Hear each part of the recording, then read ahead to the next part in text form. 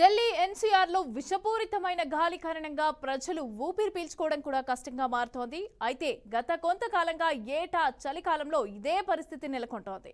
చల్లగాలులు, తక్కువ ఉష్ణోగ్రతలు వంటి కాలానికి అనుగుణంగా వాతావరణ పరిస్థితులు ఏటా ఈ సమయంలో ఉత్తర భారతదేశంలో వాయు కాలుష్యాన్ని పెంచుతాయి.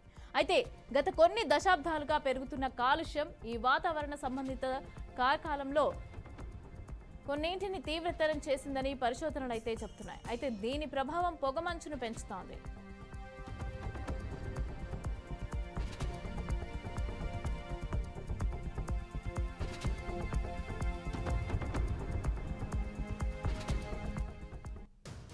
ఢిల్లీ గంగా మైదానంలోని ఇతర ప్రాంతాలలో ప్రస్తుత అధిక పొగమంచుకు ఈ కాలుష్య వాతావరణ చక్రం కారణమని నిపుణులు అంటున్నారు.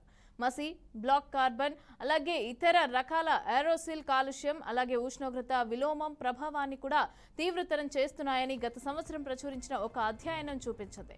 శీతాకాలంలో ఇది తరచుగా కనిపిస్తోంది. దీనిలోని వెచ్చని గాలి దిగువ ఉపరితలం వద్ద చల్లని గాలిని బంధిస్తోంది.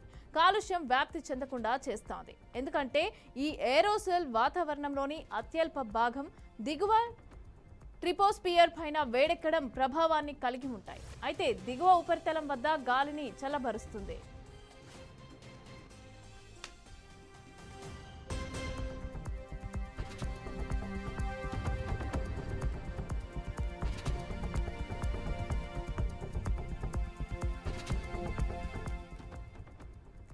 నవంబర్లో 500 మీటర్ల కంటే తక్కువ దృశ్యమానత ఉన్న రోజుల సంఖ్య 1980 నుంచి 9 రెట్లు పెరిగిందని అధ్యయనం కనుగొంది.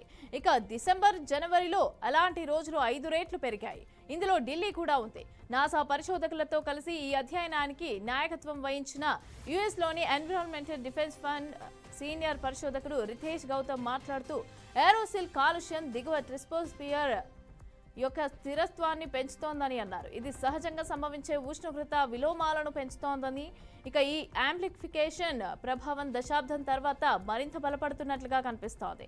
గంగా మైదానాలలో కాలుష్యం, అలాగే వాతావరణం మధ్య పరస్పర చర్యను అర్థం చేసుకోవడానికి పరిశోధకులు 4 దశాబ్దాల డేటాను అధ్యయనం చేశారు.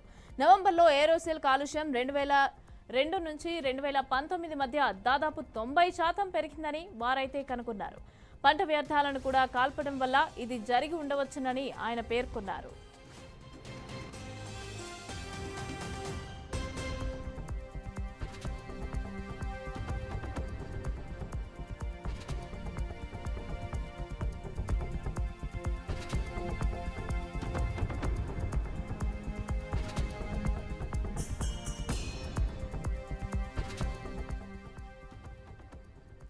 కాగా డిసెంబర్, జనవరిలో ఏరోసెల్ కాలుష్యం కూడా అనూహ్యంగా 40% పెరిగింది. 1980 నుంచి గ్రహ సరిహద్దు పొర యొక్క ఎత్తు క్షీణించడంతో ఈ పొర స్థిరత్వంలో పెరుగుదలను కూడా చూపించింది. ఈ పొర భూమికి కాలుష్యాన్ని పరిమితం చేసే గోపురంలాగా పనిచేస్తోంది. కాబట్టి దాని స్థిరత్వంలో ఏదైనా పెరుగుదల లేదా దాని ఎత్తులో తగ్గుదల భూమిపైన పొగమంచు పరిస్థితులను పెంచుతుంది లేదా తీవ్రతరం చేస్తుంది.